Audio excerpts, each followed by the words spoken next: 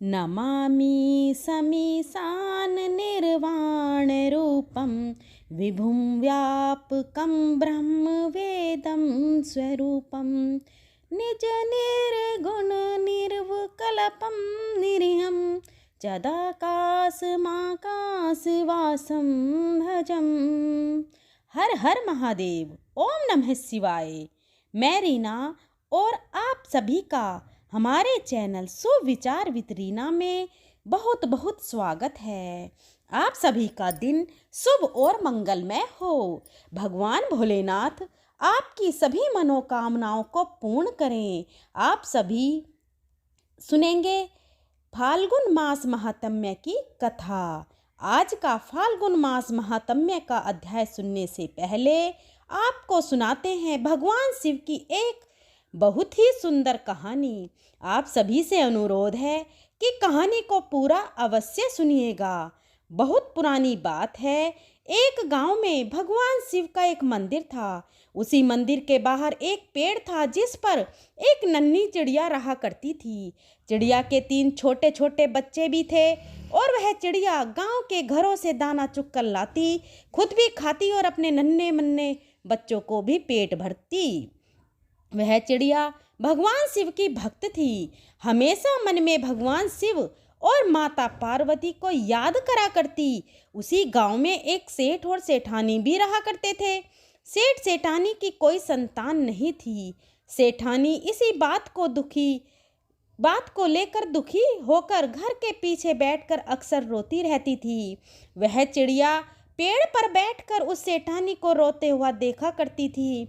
वह चिड़िया खुद भी परेशान हो जाती और मन में भगवान शिव और माता पार्वती से सेठ सेठानी को संतान देने की प्रार्थना किया करती। सेठानी बहुत ही धार्मिक और दयालु थी, लेकिन सेठ बहुत कंजूस था और उसे पूजा पाठ भी पसंद नहीं था। उसका मन किसी भी धार्मिक कार्य में नहीं लगता था। वह दान आदि से भी मना किया करता था। सेठ को भगवान पर कोई विश्वास नहीं था। वह कभी भी पूजा पाठ नहीं करता और ना ही कभी कोई व्रत की कथा पढ़ता था या फिर सुनता था। सेठ के इन्हीं कर्मों के कारण उन्हें संतानहीन होने का दुख झेलना पड़ रहा था। उधर सेठानी को गांव की ही औरतें जब बांझ कहती तो सेठानी घर के पीछे बैठकर रोती रहती। चिड़िया पेड़ पर बैठकर जब यह सब देखती तो उसे सेठानी पर बहुत ही तरस आता। उसे देखकर बहुत दुख हुआ करता था। एक दिन मन में कुछ सोचकर उस चिड़िया ने अपने बच्चों से कहा कि बच्चों, तुम अपना ख्याल रखना। मैं बहुत दूर जा रही हूँ और जल्दी ही वापस लौट कर आऊँगी।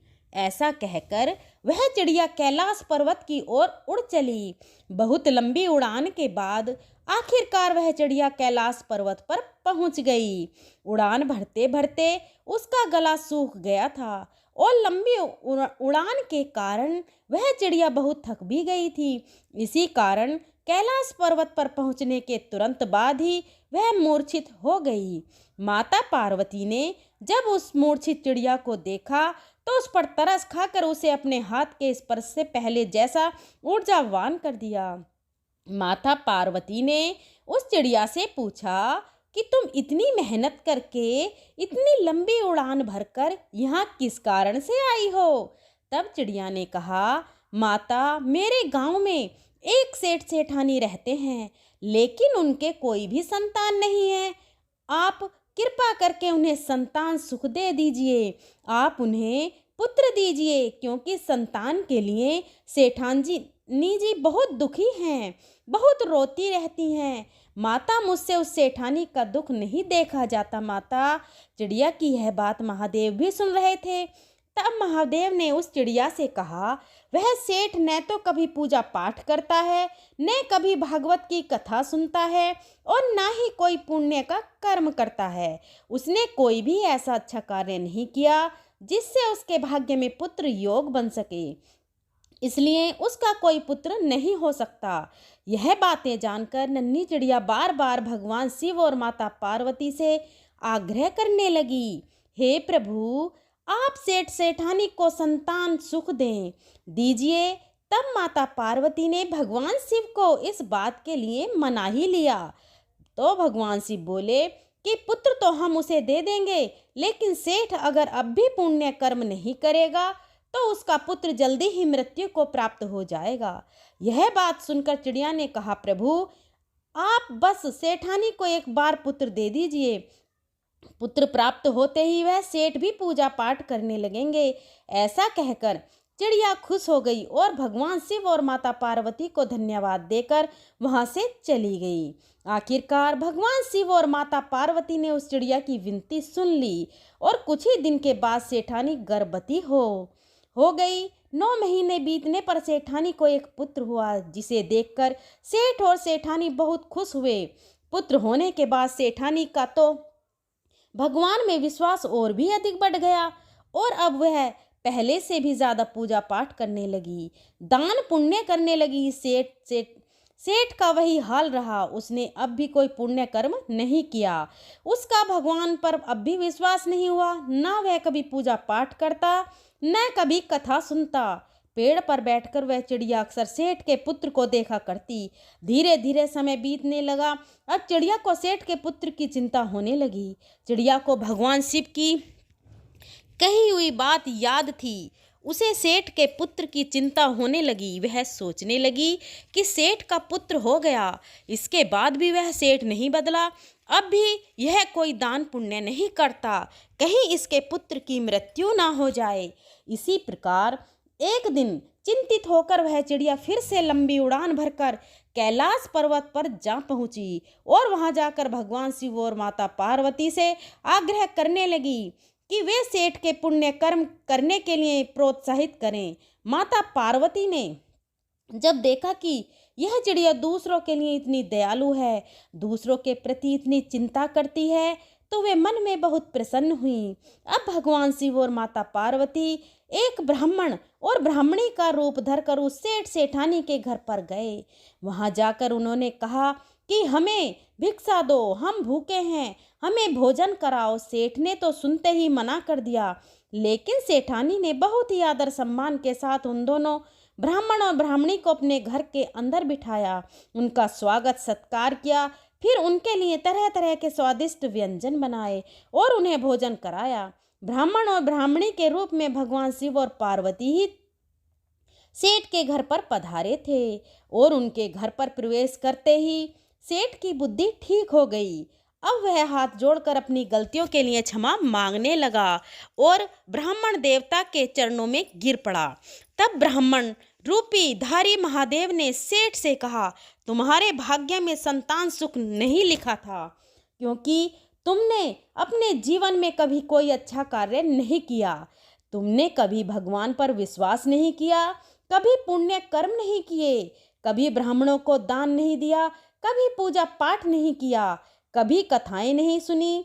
लेकिन एक चिड़िया ने मेरे पास आकर तुम्हें संतान देने की प्रार्थना की, जिसकी भक्ति से प्रसन्न होकर ही मैंने तुम्हें पुत्र का वरदान दिया और आज उसी चिड़िया के कारण तुम्हें पुत्र सुख मिला है।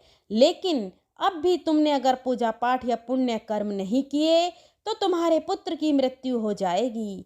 यह बात सुनकर सेठानी को चिंता के मारे रोने लगी और सेठ सेठानी ने उस चिड़िया को धन्यवाद दिया। सेठ ने कहा, हमारे पुत्र के लिए एक चिड़िया भोलेनाथ से लड़कर हमारे भाग्य में पुत्र सुख लिखवा सकती है, तो क्या हम अपने पुत्र की रक्षा के लिए पुण्य कर्म नहीं कर सकते? तब सेठ जी ने ब्राह्मण देवता से पूछा, हे ब्राह्मण देवता, महादेव जी के प्रिय व्रत कौन कौन से हैं जिन्हें करके मैं महादेव जी को प्रसन्न कर सकूं? तब ब्राह्मणी रूपधारी माता पार्वती ने कहा कि महादेव जी का सबसे प्रिय व्रत महाशिवरात्रि है। जो भी मनुष्य महाशिवरात्रि का व्रत करता है, उस दिन पूरे विधि विधान से भगवान शिव की पूजा करता है, उस पर ही महादेव की कृपा बरसती है। सेठ सेठानी ने कहा, अब तो हम भी महाशिवरात्रि के दिन महाशिवरात्रि का व्रत करेंगे और पूरे विधि विधान और सच्चे मन से भगवान शिव का पूजन भी करेंगे। सेठ और सेठानी को महाशिवरात्रि व्रत का विधान बताकर महादेव और देवी पार्वती वहां से चले गए। इसके बाद सेठ सेठानी धर्म कर्म पूजा पाठ और व्रत करने लगे, जिसके पुण्य प्रताप से उनका पुत्र और धन बढ़ने लगा। चिड़िया भी सेठानी को देखकर बहुत खुश रहने लगी और सेठानी के आंगन से दाना चुगने लगी और अपने घोंसले में बैठकर ओम नमः शिवाय मंत्र का जाप करने लगी। यह थी भोलेनाथ के भक्त की कहानी। अब फाल्गुन मास महात्म्य का शुभ आरंभ करने से पहले आइए सब मिलकर भगवान शिव का ध्यान करते हैं।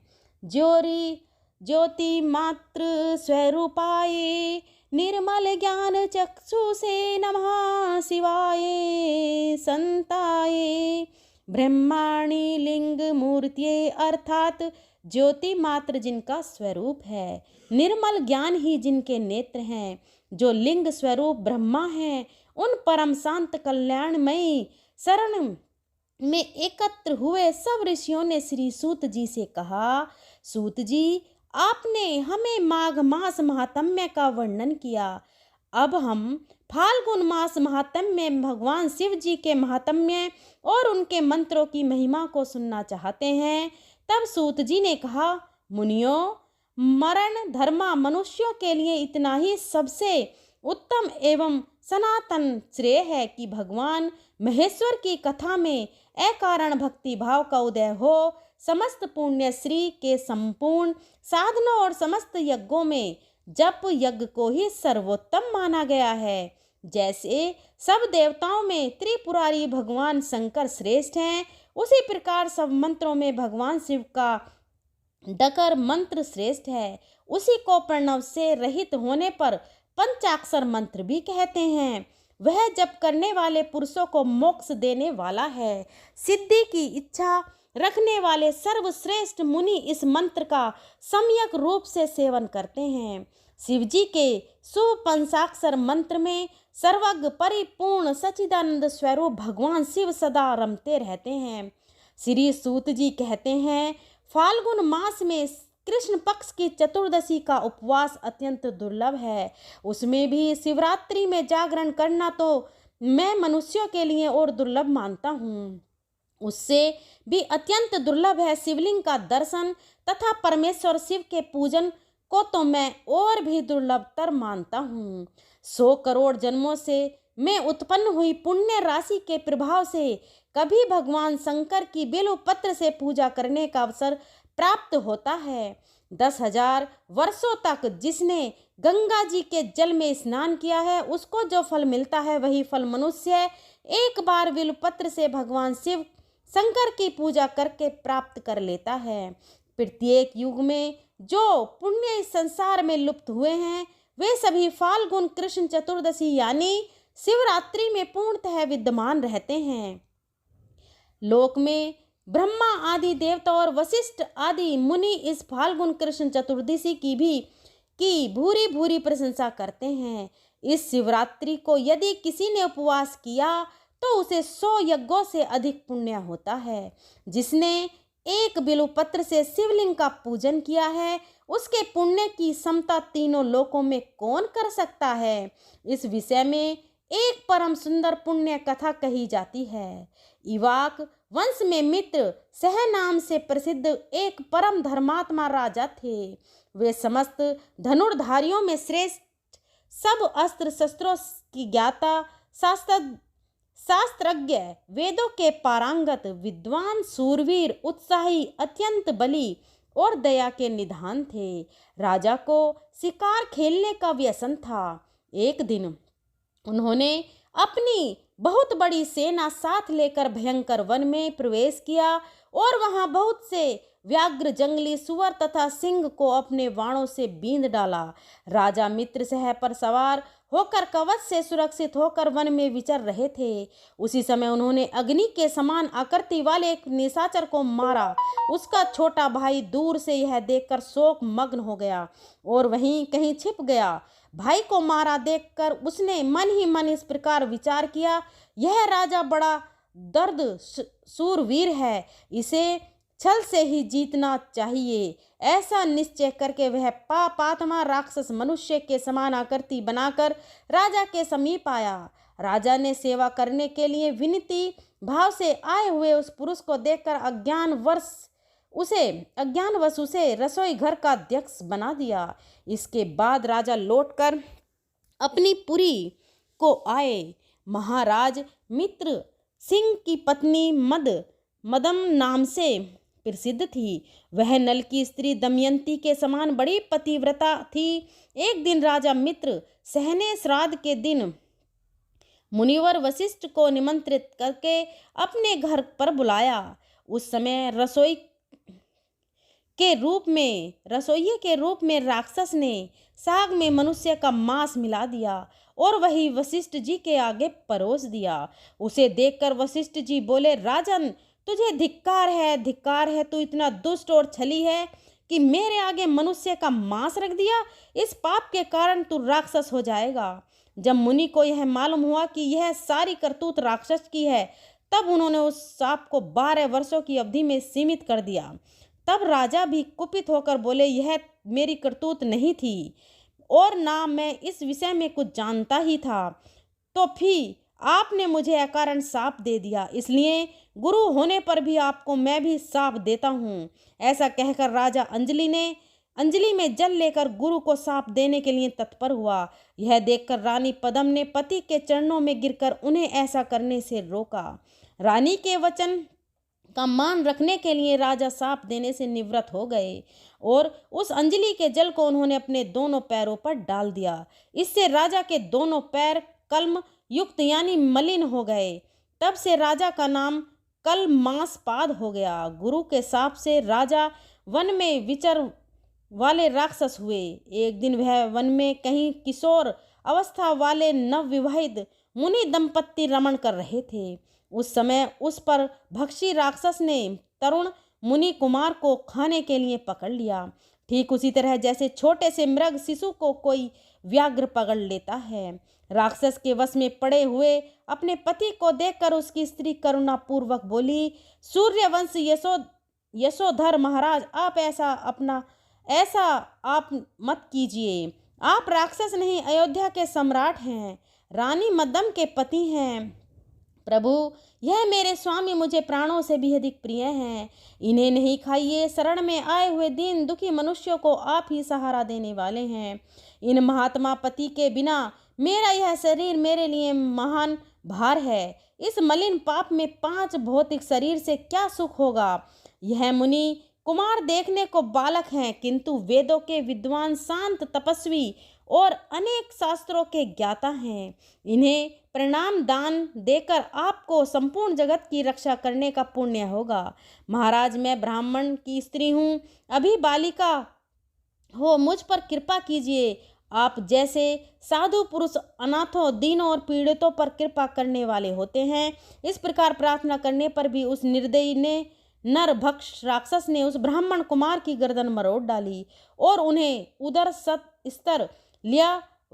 तब वह पतिव्रता ब्राह्मणी अत्यंत शोक से ग्रस्त होकर विलाप करने लगी। उसने पति की हड्डियों को एकत्रित करके भयंकर चिता प्रज्वलित की और पति का अनुसरण करने के लिए अग्नि में प्रवेश करते समय राक्षस रूपी धारी राजा को इस प्रकार शाप दिया, अरे ओ पाप आत्मन, तूने मेरे पति को खा लिया है। अब तू भी जब स्त्री से समागम करेगा, उसी समय तेरी मृत्यु हो जाएगी। यह कहकर वह पतिव्रता स्त्री चिता की आग में प्रवेश कर गई।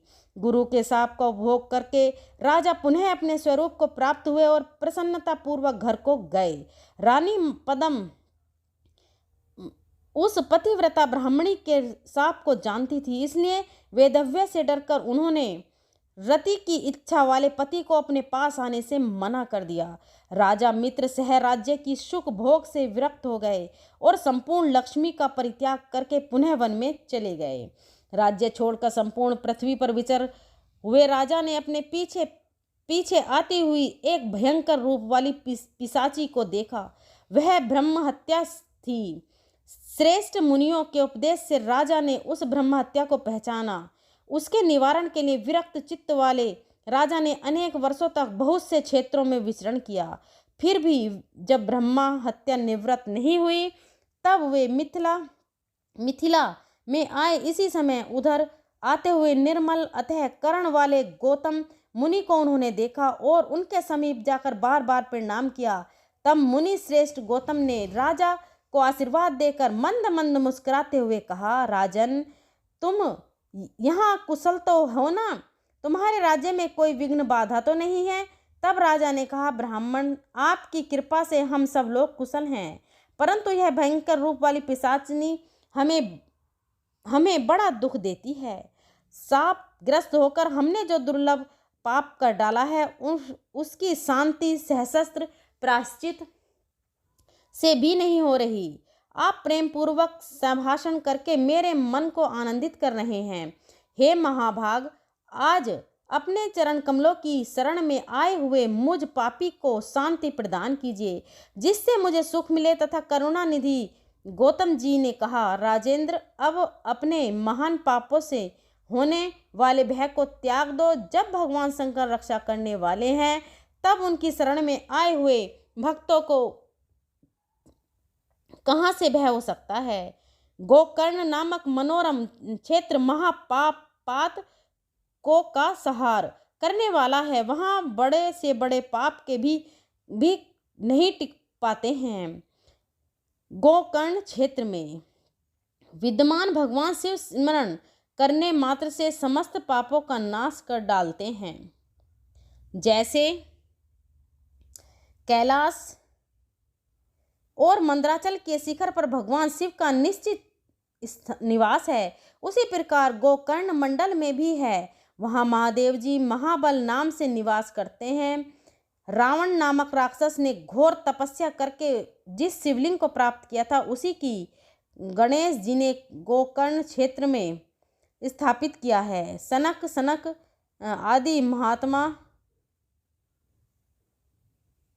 तथा मृग चर्म में वस्त्र धारण करने वाले साध्य एवं मुनिगण वहाँ बैठकर भगवान शिव की उपासना करते हैं। इस ब्रह्मांड मंडल में गोकर्ण के समान दूसरा क्षेत्र नहीं है। वहाँ महात्मा अगस्त्य मुनि ने घोर तपस्या की है। राजन, इस तीर्थ में संपूर्ण देवताओं के स्थान हैं। देवादि देव भगवान विष्णु, परमेष्ठी, ब्रह्मा, वीरवर, कार्तिकेय तथा गणेश जी के स्थान हैं। गोकर्ण तीर्थ में कोटि कोटि शिवलिंग विद्यमान हैं। वहाँ पग पग पर असंख्य तीर्थ मौजूद हैं। सत्य युग में महाबल नामक भगवान शिव श्वेत कर्ण के होते हैं। क्षेत्रों में उनका रंग अत्यंत लाल हो जाता है। द्वापर में वे पीत वर्ण के और कलयुग में श्याम वर्ण हो जाएंगे। महाबल शिव शंकर कलयुग प्राप्त करने पर कोमल भाव के प्राप्त होंगे। परम उत्तम गोकर्ण क्षेत्र पश्चिम समुद्र के तट पर है। वह ब्रह्म हत्या आदि पापों को भस्म कर देता है। इस संसार में जो ब्रह्म घाती, भूत द्रोही, सट और अन्याय पापी होते हैं, वे सब गोकर्ण तीर्थ में पहुंचकर वहां के तीर्थों में स्नान करके महाबल नामक शिवजी का दर्शन करने पर शिव को प्राप्त होते हैं। वहाँ पुण्य तिथियों को, पुण्य नक्षत्र और पुण्य दिन में जो महेश्वर शिव की पूजा करते हैं, वे सब शिव रूप हो जाते हैं। यदा कदा जो कोई भी मनुष्य गोकर्ण तीर्थ जाकर भगवान शंकर की पूजा करता है, वह ब्रह्म पद को प्राप्त होता है। रविवार, सोमवार तथा बुधवार को जब अमावस्या तिथि का योग हो, तब वहां समुद्र में किया हुआ स्नान, दान, पितृ तर्पण, शिव पूजा, जप, होम, व्रतचर्या और ब्राह्मणों का सत्कार अनंत फल देने वाला होता है। महाप्रदोष की बेला में भगवान शिव का पूजन मोक्ष देने वाला है। फाल्गुन मास में जो परम पुण्यम कृष्ण पक्ष की चतुर्दशी आती है, उस दिन शिवलिंग और बिल्वपत्र इन सब का सुयोग दुर्लभ है। ओहो माया कैसी प्रबल है, जिससे मूढ़ हुए मनुष्य भगवान शिव की इस महातिथि को उपवास तक नहीं करते। शिवरात्रि का उपवास, जागरण, भगवान शंकर के समीप निवास तथा गोकर्ण क्षेत्र का वास, इन सब का सुयोग होना मनुष्यों के लिए शिवलोक में जाने की सीढ़ी है। राजन, मैं भी इस समय गोकर्ण तीर्थ में से लौट कर आया हूँ। शिवरात्रि को उपवास करके भगवान शिव का महोत्सव देख कर लौटा हूँ। शिवरात्रि पर वहाँ का महान उत्सव देखने को मिला। सब देशों से चारों वर्णों के लोग आए थे। स्त्री, बालक, वृद्ध तथा चारों आश्रमों के निवासी वहां आकर देवेश्वर शिव का दर्शन करके कृत्य को प्राप्त हुए। लौटते समय मार्ग में एक अद्वितीय आश्चर्य की बात देखकर मैं परमानंद में निमग्न होकर कृतार्थ हूँ गया। इसके बाद राजा ने पूछा, ब्राह्मण, आपने मार्ग में कहाँ कौन सी आश्चर्य की बात देखी, वह भी मुझे बताइए। तब गौतम जी ने जो कुछ भी राजा को बताया, इसका वर्णन आप अगले अध्याय में सुनेंगे। अब आप सुनिए श्री शिव चालीसा पाठ। श्री गणेश गिरजा सुवन मंगल। सुजान कहत अयोध्या दास, तुम देहो अभय वरदान। जय गिरजापति दीन दयाला, सदा करत संतन प्रतिपाला। भाल चंद्रमा सोहतनी के, कानन कुंडल नाग फनी के। अंग गौर शिव गंग बहाई, मुंड माल तन छार लगाए। वस्त्र खाल बागंबर सोहे, छवि को देख नाग मुनि मोहे।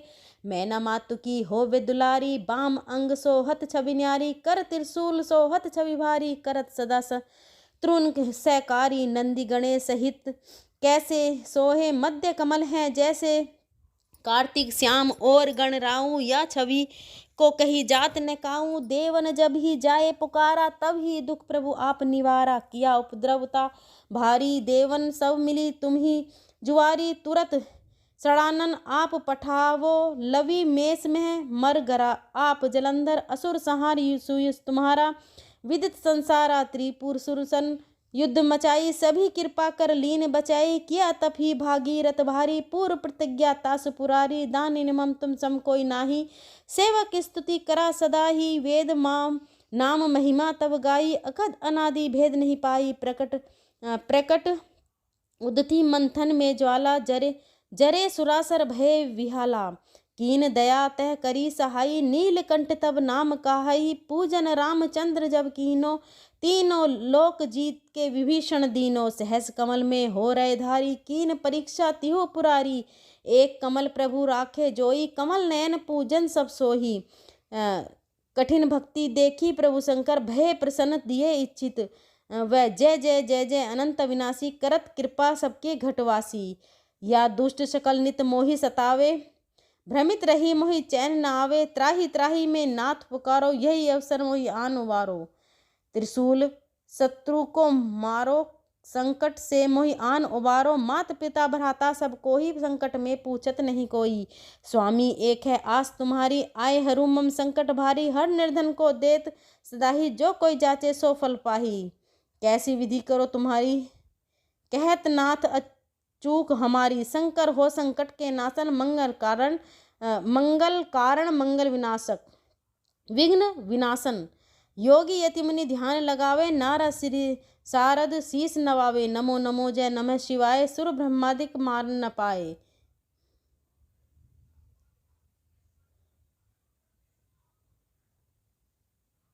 जो यह पाठ करे मन लाई, ता पर होत हैं शंभु सहाई। ऋण के हो जो कोई अधिकारी, पाठ करे सो पावन हारी।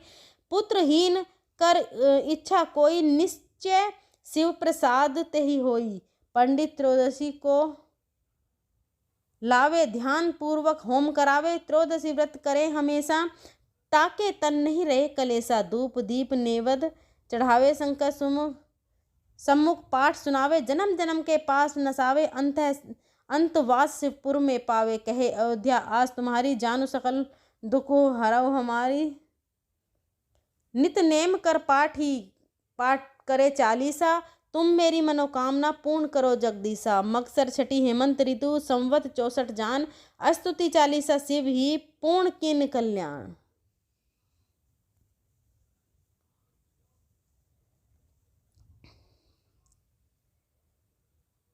शिव चालीसा समाप्त होता है। प्रेम से बोलिए भगवान भोलेनाथ की जय।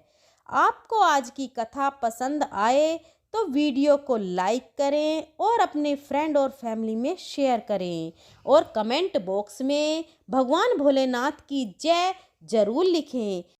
अगर मेरे बोलने में कोई गलती हुई हो तो मैं हाथ जोड़कर माफ़ी चाहती हूँ। प्लीज़ चैनल को सब्सक्राइब करें, वीडियो को लाइक करें, बेल आइकन को ज़रूर प्रेस करें। मिलते हैं अगले वीडियो के साथ, तब तक के लिए धन्यवाद।